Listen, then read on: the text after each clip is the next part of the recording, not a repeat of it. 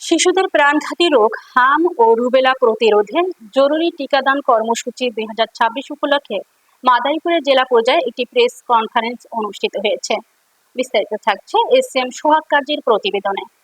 রোববার Madaripur civil surgeon কার্যালয়ের সম্মেলন কক্ষে এই প্রেস কনফারেন্সের আয়োজন করা হয়। প্রেস কনফারেন্সে উপস্থিত ছিলেন মাদারীপুর সিভিল সার্জনের প্রতিনিধি মোহাম্মদ খলিলুজ্জামান এবং মাদারীপুর সিভিল সার্জন অফিসের মেডিকেল অফিসার কানিজ ফারহানা। এছাড়া স্বাস্থ্য বিভাগের কর্মকর্তা, গণমাধ্যম কর্মী সহ সংশ্লিষ্ট বিভিন্ন সংস্থার প্রতিনিধিরা উপস্থিত ছিলেন। প্রেস কনফারেন্সে জানানো হয়, শিশুদের হাম ও রুবেলা রোগ থেকে সুরক্ষা দিতে সরকার জরুরি ভিত্তিতে এই টিকাদান কর্মসূচি বাস্তবায়ন করেছে। নির্দিষ্ট বয়স সীমায় সকল শিশুকে এই টিকার আওতায় আনার জন্য অভিভাবকদের সচেতন হওয়ার আহ্বান জানানো হয়।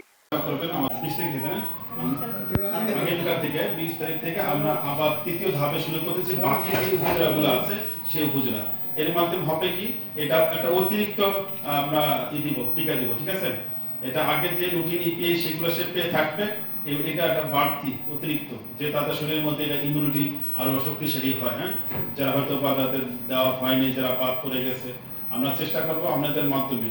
আপনারা সবসময় কিন্তু আমাদের এই সহযোগিতা করে থাকেন, বিশেষ করে মাদারীপুর যারা ইলেকট্রনিক মিডিয়াতে যারা আছেন সমস্ত ভাই বোনেরা। আমি থেকে শুরু করে 5 বছর নিচে যত বাচ্চা আছে সমস্ত বাচ্চাদেরকে আমরা এই ভ্যাকসিন নেওয়া যাবে না। যদি এর মধ্যে কি নিয়ে থাকেন তাহলে নেওয়ার প্রয়োজন নেই।